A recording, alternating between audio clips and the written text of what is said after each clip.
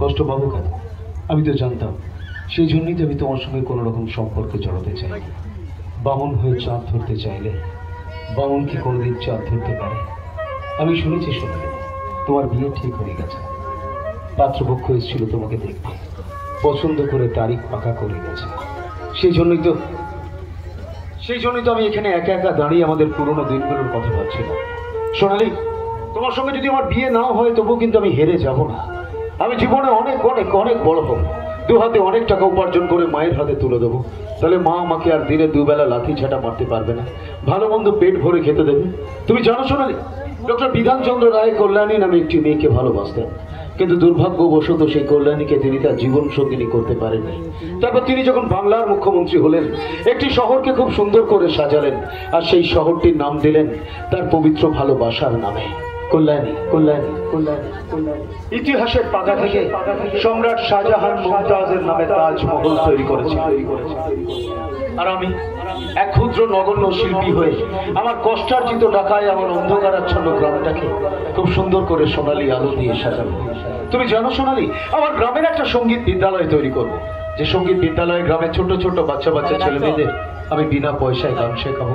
আর সেই সঙ্গীত বিদ্যালয়ে নাম দেব আমার পবিত্র ভালোবাসার নামে, সোনালী সঙ্গীত বিদ্যালয়।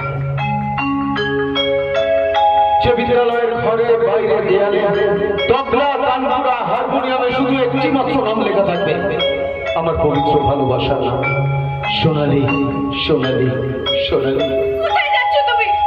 আমার গ্রাম গৌরীপুরে, যেখানে আছে আমার সেই সুন্দর সাজানো ফুলের বাগান।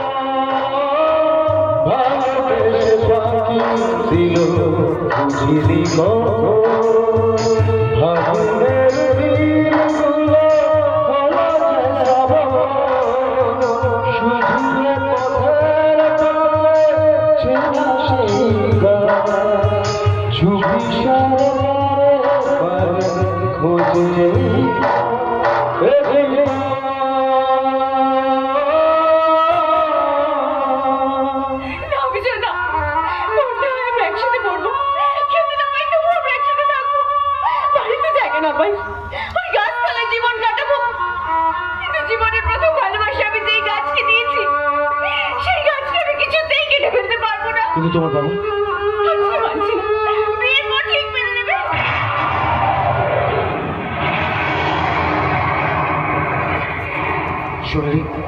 সোনালী, আমি এক ভয়ঙ্কর ঝড়ের পূর্বাভাস পাচ্ছি। ঘরে তো বড় মারাত্মক ভয়ঙ্কর ঝড়। তুমি পারবে সোনালী? তুমি পারবে সেই ঝড়ের মোকাবিলা করে আমার